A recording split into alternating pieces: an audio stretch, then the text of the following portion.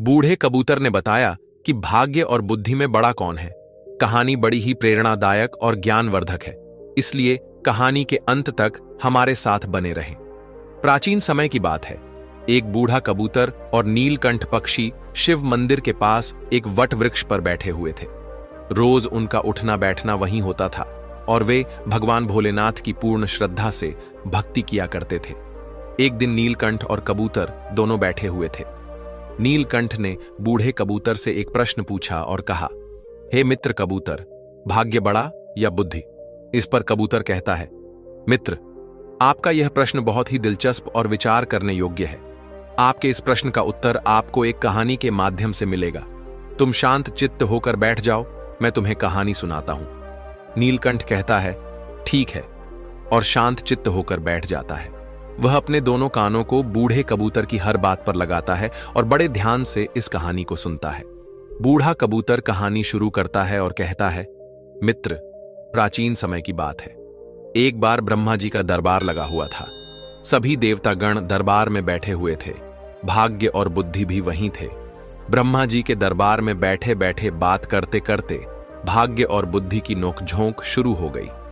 जब यह बहस काफी बढ़ गई तो भाग्य कहता है, जो काम मैं करता हूं वह यह बुद्धि नहीं कर सकती।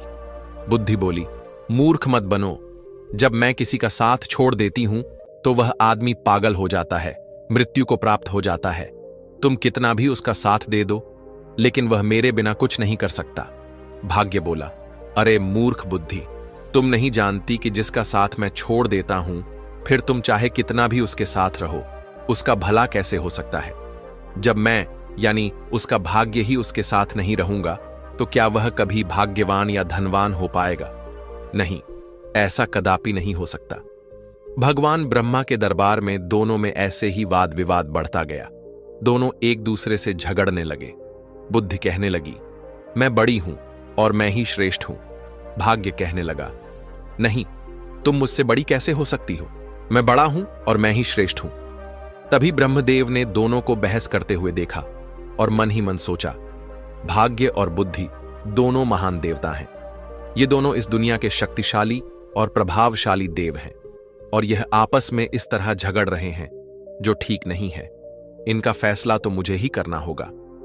ब्रह्मदेव ने बुद्धि और भाग्य से पूछा, तुम दोनों झगड़ क्यों रहे हो? भाग्य कहने लगा, ब्रह्मदेव, मैं जिस मनुष्य का साथ छोड़ देता हूं वह मनुष्य क्या कर सकता है? वह तो अपना सारा जीवन गरीबी और दरिद्रता में गुजारता है। वह अपने जीवन में कभी भी खुश नहीं रह सकता।